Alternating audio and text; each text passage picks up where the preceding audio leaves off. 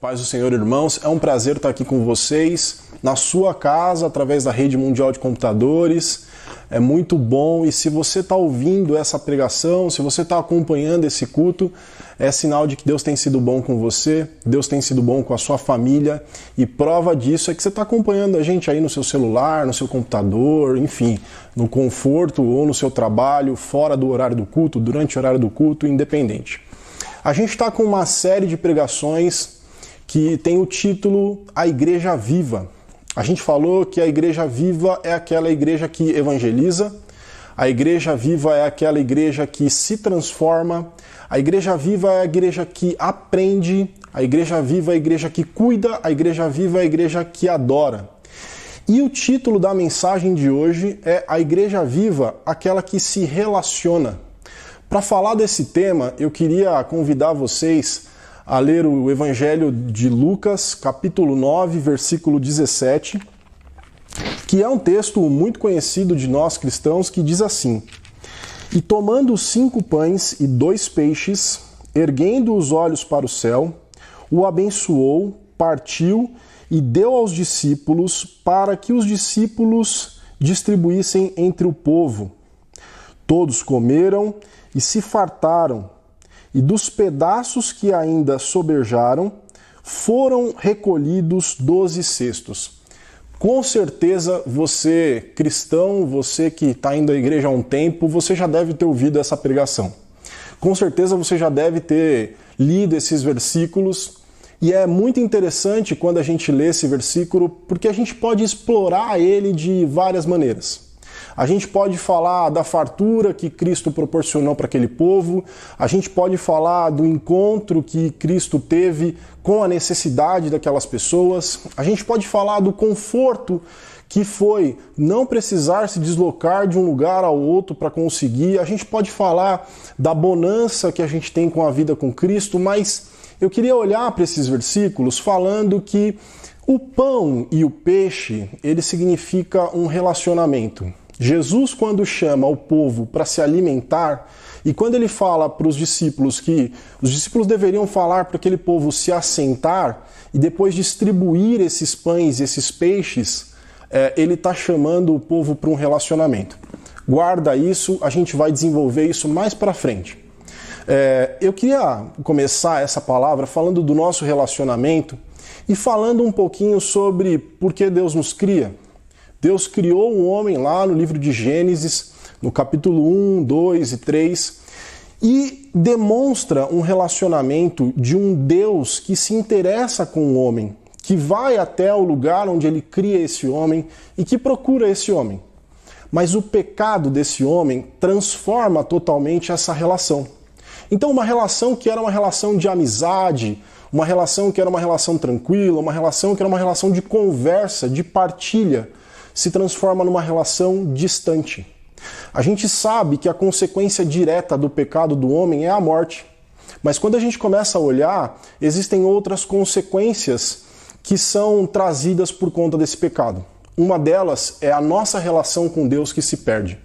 Essa consequência da morte, essa consequência da morte do relacionamento, da morte da vida espiritual, ela está presente quando a gente deixa o pecado dominar os nossos corações.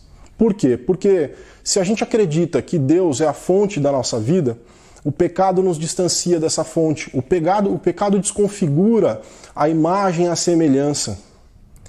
E aí, Jesus vem ao mundo para poder religar esse homem. Jesus vem ao mundo para poder conectar de novo esse homem. E aí eu pergunto para vocês que estão aí em casa, eu pergunto para você que está acompanhando essa mensagem, que talvez não tenha entendido o que eu estou dizendo, uma pergunta muito simples que vem ao meu coração nesse momento e que eu quero partilhar com vocês, que é: por que Cristo veio ao mundo? E aí, nesse momento, essa pergunta, ela deve estar soando na sua cabeça e pode vir várias e várias respostas teológicas, podem vir várias respostas racionais, diversos momentos da sua vida que podem explicar, ou interpretações da Bíblia, ou até mesmo versículos.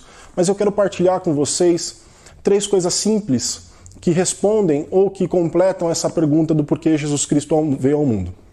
A primeira delas é que ele veio ao mundo para poder se relacionar com homens.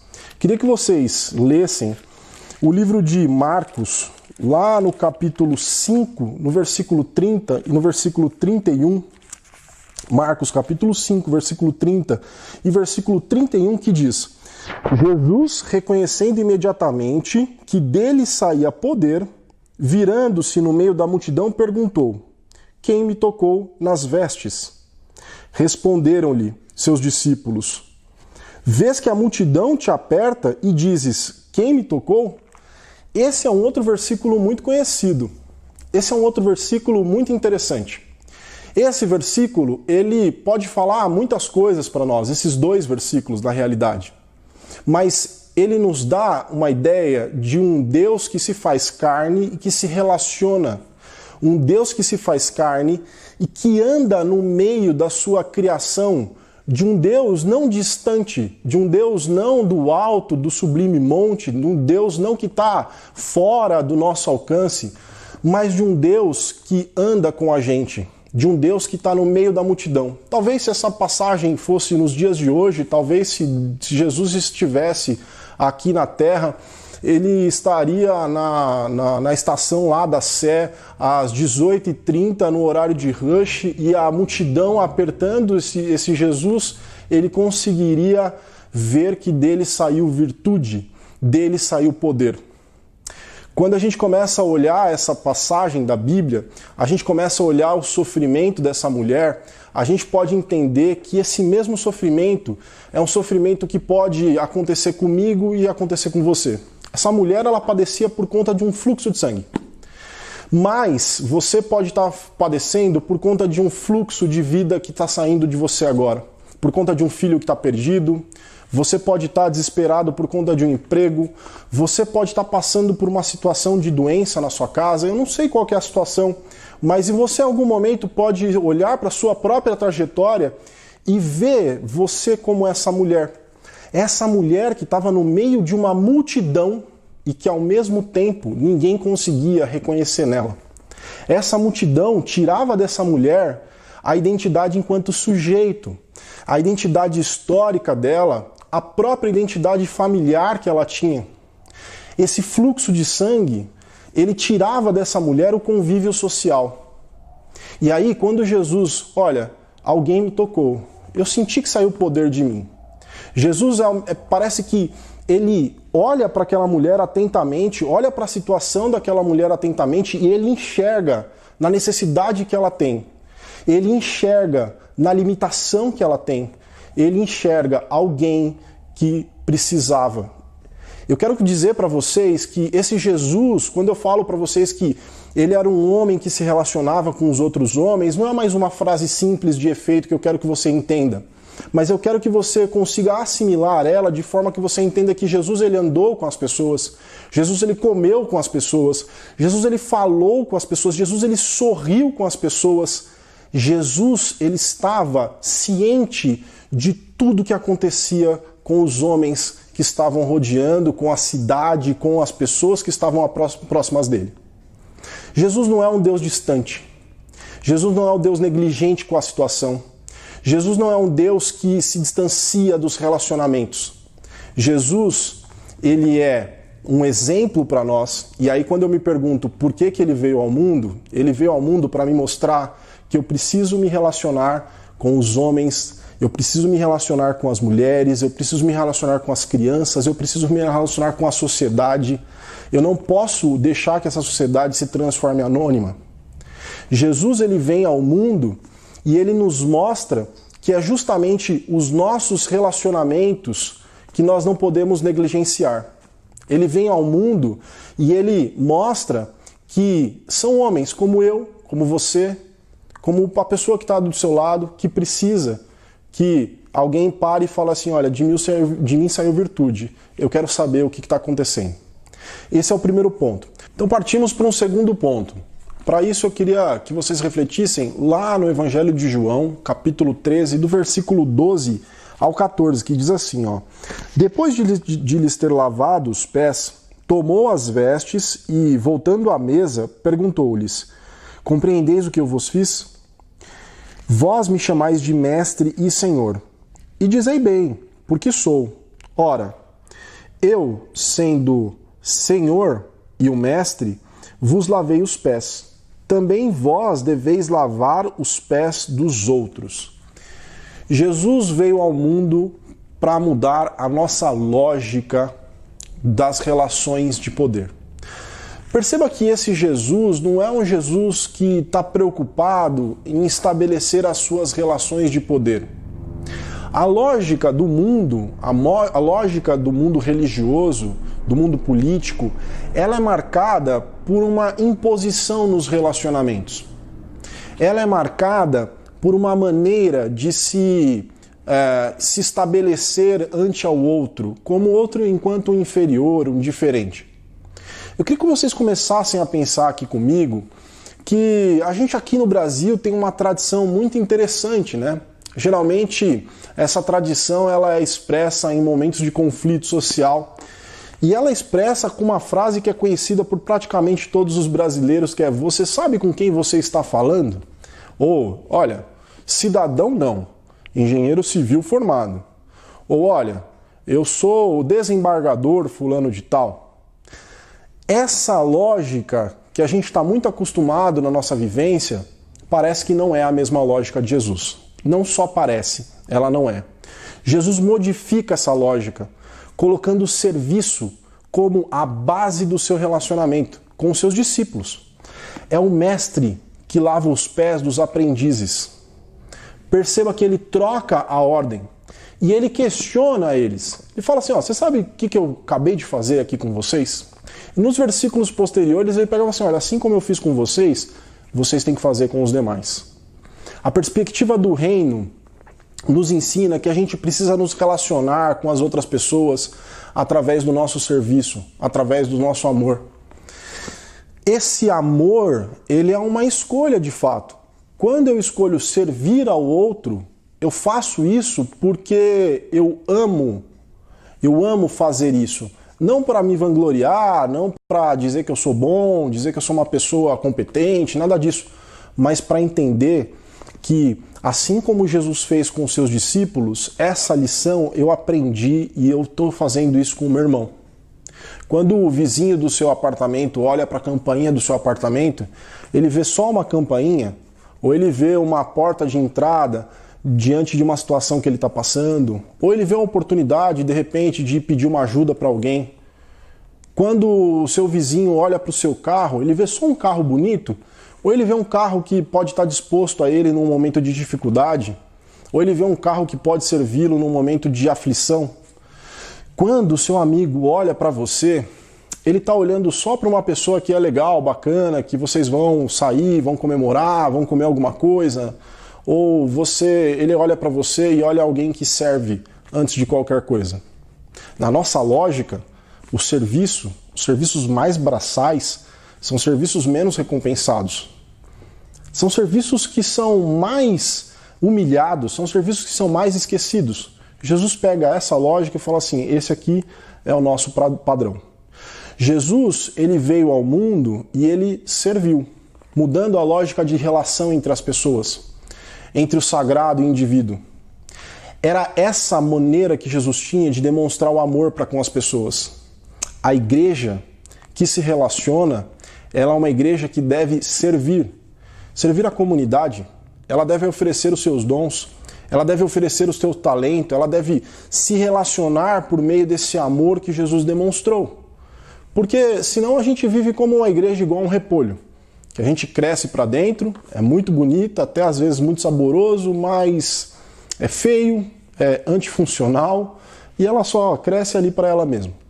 A igreja que serve, ela serve igual um alface, aberta, ampla, bonita, e que qualquer um pode chegar e se servir ali. Chegamos agora no ponto 3 dessa mensagem, no ponto final dessa mensagem, e eu queria que você me acompanhasse lá no Evangelho de João, no capítulo 3, o versículo 16, que diz assim: porque Deus amou o mundo de tal maneira que deu seu Filho unigênito, para que todo aquele que nele crê não pereça, mas tenha a vida eterna. Eu vou repetir esse versículo porque talvez você seja novo na fé, talvez você nunca tenha lido a Bíblia, né? Esse versículo aqui é um versículo muito escondido, a gente praticamente não lê ele na igreja, né? Diz assim, olha, porque Deus amou o mundo de tal maneira que deu seu Filho unigênito para que todo aquele que nele crê não pereça, mas tenha a vida eterna. O livro de João 3,16, o capítulo de João 3,16, ele é essencial. Ele é essencial porque ele fala de que Deus, ele deu o seu Filho. Ele deu o seu Filho. A gente já falou aqui que o serviço é uma forma de amar as pessoas, né? E o amor, na minha concepção, é uma escolha. A gente escolhe. Quando eu preparei essa mensagem, eu fiquei pensando muito tempo em maneiras de relacionamento para trazer aqui para vocês. Eu pesquisei, eu li, eu vi, eu assisti, para tentar falar sobre formas de relacionamento. E aí o Espírito Santo de Deus colocou no meu coração que a forma de relacionamento que nós temos, a base do nosso relacionamento com Deus, é nada mais, nada menos do que a cruz. Deixa eu explicar para vocês. A cruz, ela, para o Estado romano, era um símbolo de relacionamento também. Para o Estado romano, todas as vezes que eles queriam se relacionar com os seus povos dominados, recém-dominados, eles usavam a cruz. Todas as vezes que eles queriam demonstrar força, demonstrar imponência, todas as vezes que eles queriam reprimir alguma ação, todas as vezes que eles queriam ensinar uma lição, eles usavam a cruz. Essa cruz, ela não ficava escondida. Essa cruz era de fato um símbolo de relacionamento. Mas não era um relacionamento baseado, como a gente acabou de dizer, um relacionamento baseado entre os irmãos, a harmonia entre esses irmãos. Não era um relacionamento baseado no serviço, não era um relacionamento baseado no amor, era um relacionamento baseado na violência, era um relacionamento baseado na repressão, era um relacionamento baseado no pavor em que as pessoas tinham em relação a um Estado que vinha de muito longe para poder dominar, para poder matar, para poder tirar o que eles queriam. Esse símbolo de cruz, ele era um símbolo que assustava as pessoas. E aí, eu quero voltar lá no início da pregação, quando eu falei do homem que pecou e que se afastou de Deus. Eu quero fazer uma conjuntura aqui, me perdoem os nossos irmãos teólogos, mas eu quero fazer uma conjuntura aqui. Não é perigosa nem nada. Mas eu imagino uma relação ali. Os mais jovenzinhos vão falar que Jesus, o Espírito Santo e Deus fizeram um brainstorm, não é? Mas eu gosto de dizer que eles começaram a trocar uma ideia e que aí, do nada, Jesus pega e fala assim, pai, pode me mandar que eu estou pronto. Pode contar comigo que eu vou descer lá e eu vou restabelecer. E aí o pai manda o filho e o pai vai ressignificar, o pai vai religar esse relacionamento entre os homens e Deus a partir de um símbolo que era marcado pela dor, pela violência. Um símbolo que era marcado pela ruptura do entendimento. Um símbolo que era uma marca forte, militarizante. Ele vai usar esse símbolo que poderia ser transfigurado ali por um símbolo de rompimento entre nós e Deus. Ele vai usar esse símbolo para poder ressignificar a relação de Deus com os homens a partir da cruz de Cristo. A gente não tem que ficar adorando cruz, não é esse o meu objetivo, a gente não tem que pegar e ficar ali colocando, nada disso, não estou dizendo que você precisa fazer isso. Mas eu quero que você entenda que quando Jesus ele subiu na cruz, ele vai ressignificar esse símbolo, e esse símbolo passa a ser o significado do nosso relacionamento com Cristo. É pela cruz e pela ação que Jesus teve naquele lugar, que era conhecido ali como caveira, e o Evangelho de João pega e fala assim, olha, era um jardim. E aí ele vai pelaquela cruz, ele vai ressignificar não só o nosso relacionamento com Deus, mas os nossos relacionamentos entre nós. É só pela cruz que eu sento com o meu irmão para poder partilhar o pão. Olha que simbolismo maravilhoso, né? Porque Jesus, ele vai dizer que a gente tem o pão é o seu corpo, enquanto que o cálice é o seu sangue. Deixa eu dar uma pausa aqui. Você, quando chama alguém para ir na sua casa, para fazer uma refeição na sua casa, você, quando convida alguém para entrar na sua casa, para partilhar o pão na sua casa, você está partilhando uma coisa sua, fruto do seu sustento, fruto do seu trabalho. Você está partilhando a intimidade do seu lar. Você está partilhando aquilo que você consome dentro da sua casa de melhor com aquele seu convidado, com aquela sua convidada. Quando você chama alguém para ir na sua casa, você não está simplesmente falando, olha, vem aqui comer qualquer coisa. Eu não sei vocês, mas quando a gente vai para o shopping, a gente está cercado de gente que está comendo do nosso lado, parece meio estranho. Mas quando a gente está em casa, com as pessoas, com os nossos amigos, com os nossos parentes, com os nossos irmãos, e a gente está comendo, tem uma felicidade naquele momento. Jesus transforma um símbolo, que é o pão e o vinho, num momento de alegria. E ele pega e fala assim, olha, todas as vezes que vocês forem partilhar do pão e do cálice, vocês vão se lembrar do meu sacrifício. E essa memória do sacrifício não gera em nós uma tristeza profunda. A gente não faz um culto fúnebre. A gente não faz um culto carregado de sentimentos negativos. Quando a gente vai e ceia, quando a gente partilha o pão com o nosso irmão, a gente faz isso com muita alegria. A gente faz isso com tanta alegria que alguns irmãos pulam, outros choram, outros se abraçam. Agora não pode se abraçar muito, mas daqui a pouquinho a gente vai poder fazer isso. Outros chegam junto, outros gritam, outros se ajoelham, outros ficam no seu canto, a gente pede perdão, a gente se relaciona como Cristo nos ensinou. Perceba que ele transforma o significado da cruz, de uma cruz que era para violência, separação dos povos, imposição do poder, ele transforma num símbolo de ressignificado dessa relação, não só entre nós e o Pai, mas uma relação de nós e nós mesmos. Ele vai pegar e falar assim, vocês vão sentar juntos e vocês vão lembrar do meu sacrifício. É pela cruz que a gente senta na mesa com o nosso irmão. É pela cruz também que o reino de Deus ele avança no nosso relacionamento com o mundo.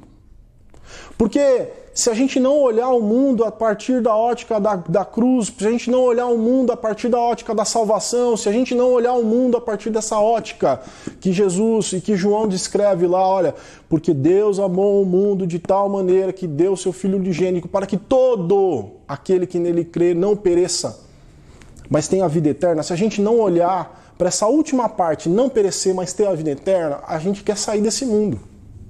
A gente olha para esse mundo com um olhar pavoroso. A gente vai querer olhar não com o olhar do cristão, mas com o olhar da cristandade. A gente vai querer olhar para esse mundo e vai querer dizer o que ele tem que seguir, qual é a regra, como ele tem que fazer, e não quem ele tem que seguir. A gente olha para esse mundo com um olhar de distanciamento, mas é a cruz que nos aproxima do mundo. É a cruz que nos deixa mais próximo desse mundo, essa cruz, esse sacrifício de Jesus. Por fim, é pela cruz que Jesus estabelece o seu relacionamento com a igreja. A cruz é o nosso elo de ligação com Deus, com os nossos irmãos, com a nossa comunidade. É por meio da cruz que a gente avança com o reino de Deus. Eu quero só recapitular. A gente falou que eu comecei fazendo uma pergunta para vocês. Eu não sei se você lembra da pergunta que eu fiz, mas a pergunta era, por que Jesus veio ao mundo? Primeiro ponto, Jesus veio ao mundo para nos ensinar que essa igreja ela precisa aprender a se relacionar entre si. A gente pode até estar distante fisicamente. A gente pode até estar distante dos nossos irmãos que são do grupo de risco. A gente pode até estar distante dos nossos irmãos mais velhos. Mas a gente não pode estar distante no nosso relacionamento com o nosso irmão. É por isso que a gente não parou com as confrarias. É por isso que os jovens ficaram lá todos os sábados se reunindo. É por isso que a gente tem oração de segunda-feira, de quarta-feira, de domingo de manhã, oração com os jovens de sábado à noite. É por isso que o Ciclo Vida continuou, é por isso que o Mink teve que se reinventar para poder levar essa mensagem, é por isso que a gente está aqui gravando isso. Porque a gente não pode ser distante nos nossos relacionamentos com os nossos irmãos. Então, a primeira parte da conclusão é: Jesus veio ao mundo porque ele queria ensinar para mim e para você que a igreja, ela se relaciona com os seus irmãos. O segundo ponto é que a igreja deve aprender a servir não só aqueles que estão dentro. A igreja precisa urgentemente aprender a servir a sua sociedade. Você não se formou na sua faculdade, você não aprendeu o seu trabalho só para você obter o seu sustento. Você não conseguiu uma habilidade, você não se desenvolveu dentro de uma determinada atividade só para você ser o cara na sua área. Jesus te chama para algo muito maior.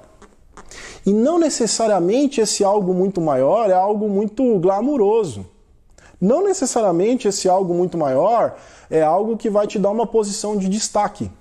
Esse algo muito maior pode ser uma bacia, pode ser um pano, pode ser uma água e pode ser um pé cheio de craca, cheio de chulé para você poder limpar. Para você estar ouvindo essa mensagem hoje, a gente teve que gravar ela antes. Teve irmãos que se dedicaram, teve que ter um investimento em tecnologia, teve gente que se formou para fazer o que está fazendo aqui agora. Teve gente que teve que editar vídeo. Tem gente agora que está aí no chat trocando ideia com vocês para poder fazer engajamento. E você às vezes nem pensa nessa lógica.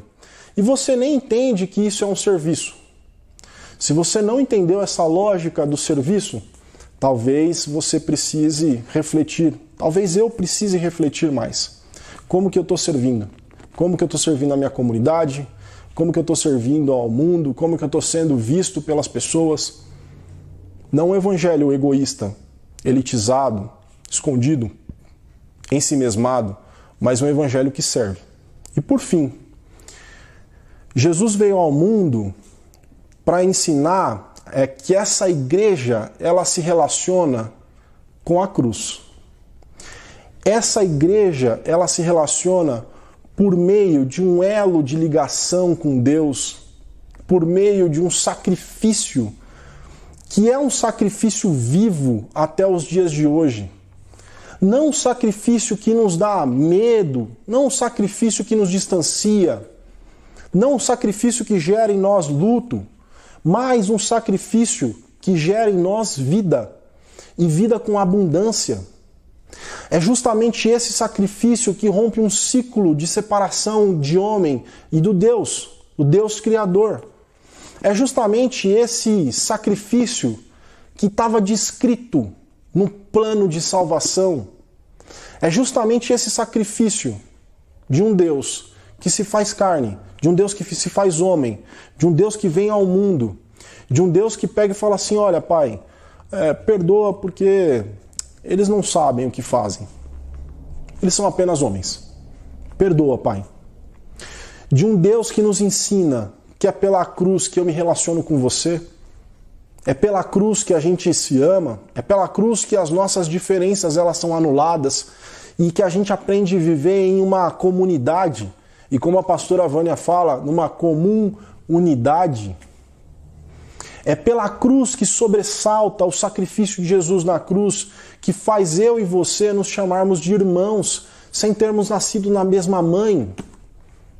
O pecado original do homem que separa o Adão, o pecado original do homem que separa nós e Deus, é o pecado original do homem, mas é esse pecado que a cruz ela elimina. É esse pecado que a cruz ela veio para extirpar. Queridos, eu quero acabar por aqui. Eu acho que Deus falou no meu coração que eu preciso saber me relacionar com os meus irmãos. Deus falou ao meu coração que eu preciso saber oferecer os meus serviços à comunidade com amor. E Deus falou no meu coração que é só pela cruz que isso tudo acontece. E eu acredito que Deus tenha falado no seu coração dessa mesma maneira. E se em algum momento Deus tocou no seu coração em algum dos pontos dessa palavra, eu queria te convidar para que você pudesse refletir melhor sobre ela. Eu queria te convidar de fato, assim como eu fiz, assim como essa palavra vem tocando a semana inteira e vem gritando dentro do meu coração, eu queria te convidar que você dedicasse um tempo básico, e você chamasse a Deus e falasse assim, olha, a gente precisa ter uma DR aqui.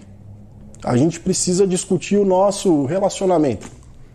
Eu estava escutando uma palavra essa semana e uma coisa que eu achei muito interessante foi que a pregadora dizia, olha, a gente precisa ter um apelido carinhoso para Deus. Como é que eu posso dizer que eu me relaciono com Deus se eu chamo Ele de Deus soberano, alto, todo-poderoso? E eu não tenho um apelido carinhoso que represente esse meu relacionamento. A gente tem na igreja o nosso irmão carequinha mais lindo, Calelo, e ele, quando começa a orar, ele fala, ó papaizinho querido. E eu mudei a minha percepção com relação a isso. E eu entendo que quando ele chama de papaizinho querido, ele está chamando do íntimo do coração dele. Como que você chama a Deus no seu relacionamento? Como que você entra na presença de Deus? Jesus nos ensina a orar. Ele fala assim, ó, quando você estiver junto com todo mundo, você vai orar Pai Nosso. Mas quando você estiver sozinho, você vai para o íntimo do seu quarto, no cantinho, no escondido, que ninguém vê. E aí você fala com o seu Pai. É esse Deus que quer se relacionar com você. Eu quero terminar por aqui. A gente vai fazer uma oração. E que Deus te abençoe. Que Deus fale com você. Que Deus possa fazer com que essa palavra, e que o Espírito Santo possa fazer com que essa palavra ela fique no seu coração mastigando, ela fique no seu coração falando, ela possa voltar e ela possa falar em outros aspectos. A internet é muito boa justamente para isso, porque você pode dar um pause no que eu estou falando agora, congelar a imagem, ajoelhar aí na sua casa, orar, e daqui a pouco você pode voltar e etc. Aproveita essa tecnologia nesse aspecto. Vamos orar. Pai, nós te agradecemos pela sua palavra. Pai, nós te agradecemos, ó Deus, porque o Senhor nos mostrou que, apesar de nós mesmos, ó Pai, o Senhor é um Deus bom. Senhor, apesar de que eu ache que eu sou bom, acho que eu sou suficiente, acho que eu sou muito inteligente, acho que eu sou muito sábio, o Senhor me mostra que nada disso significa muita coisa. Mas que o Senhor é um Deus que me criou, que me conhece. O Senhor é um Deus que sabe de todos os meus sentimentos, o Senhor sabe de todos os meus desejos, o Senhor sabe de todas as minhas limitações. E ainda assim, o Senhor se relaciona com a gente de uma maneira tão peculiar, através do seu Espírito Santo, através do sacrifício de Jesus na cruz, através da sua palavra. O Senhor se relaciona conosco de uma maneira tão linda, de uma maneira tão ampla, de uma maneira que nem às vezes nós mesmos conseguimos entender. Pai, nos ajuda a entender que eu preciso me relacionar melhor com o meu irmão. Senhor, que nesse tempo que nós vivemos aqui de pandemia, de distanciamento social, Senhor, que esse tempo sirva para que a gente possa entender a importância de estarmos juntos, a importância de sentarmos numa mesa, a importância de levarmos os nossos filhos para brincar juntos, a importância do irmão que fica na porta da igreja ali, cumprimentando todo mundo, apertando na mão, abraçando. Senhor, a importância, Senhor, daquele irmão que, Senhor, no final do culto vem conversar com a gente, até a importância, Senhor, do irmão que desliga a luz para a gente poder ir embora do templo. Ah, Deus, isso tudo faz tanta falta, essa relação faz tanta falta, mas que a gente consiga suprir isso através da sua graça, através do seu Espírito, através do seu amor, através da sua palavra. Pai, me ajuda também a me relacionar, Deus, com a minha comunidade, Senhor, com o meu vizinho, que às vezes eu entro no mesmo elevador, eu paro o carro do lado da vaga dele, mas eu não sei nem o nome dele. Senhor, do meu vizinho, que às vezes ele escuta inclusive eu roncando, mas eu não consigo saber qual que é a angústia que ele tem. Senhor, do meu vizinho que escuta os meus passos, Senhor, do meu vizinho que sabe o horário que eu saio para trabalhar, Senhor, do meu vizinho que sabe o nome do meu cachorro, do meu filho, do meu vizinho que sabe, inclusive, Deus, quando eu estou cozinhando ou não, mas que eu nunca parei e falei assim, opa, tudo bem, como é que você está? Pai, me ajuda, Senhor, a servir. Senhor, faça com que a minha casa seja uma porta de serviço para essas pessoas. Senhor, faça com que a minha família seja um portal, Senhor, de serviço para essas pessoas. Mas não um serviço, Senhor, qualquer, mas um serviço que demonstre o amor, que demonstre a graça, que demonstre, Senhor, a lavação de pés que a gente precisa fazer com os nossos próximos, Pai. Deus, da mesma maneira, eu quero te pedir que o Senhor me ajude, Senhor, a entender o seu sacrifício na cruz, Senhor, dentro dessa amplitude que ele nos representa. Que eu e que meu irmão, a gente possa entender o quanto que isso foi importante e o quanto que isso marcou as nossas vidas e o quanto que isso, ele ainda está presente, Pai. Senhor, que o pão e o cálice não sejam apenas mais um ritual religioso, que o pão e o cálice não sejam apenas, Pai, mas um culto específico em que a gente fecha os olhos e recebe ali o pão e o cálice. Que o pão e o cálice seja mesmo um momento de partilha, um momento de alegria, um momento que a gente vive em comunidade com os nossos irmãos, Pai. Senhor, muito obrigado pela sua palavra. Muito obrigado que apesar de mim, apesar das minhas limitações, o Senhor fala conosco aos dias de hoje. Senhor, guarda esse meu irmão onde ele estiver, se ele está ouvindo no trabalho, se ele está ouvindo na casa, na cozinha, se ele está ouvindo agora, Senhor, indo, Senhor, para o culto, ou, Senhor, saindo de algum lugar. Guarda, Senhor, ele, guarda a família dele, Pai. Guarda, Senhor, a mente, guarda o coração e guarda o corpo dele, Pai. É isso que eu te peço, em nome do seu Filho amado, Jesus. Amém. Que Deus abençoe. Muito obrigado. Compartilhe essa palavra com as pessoas, com seus amigos, com seus irmãos e que isso possa chegar em muita gente. Amém. Tchau.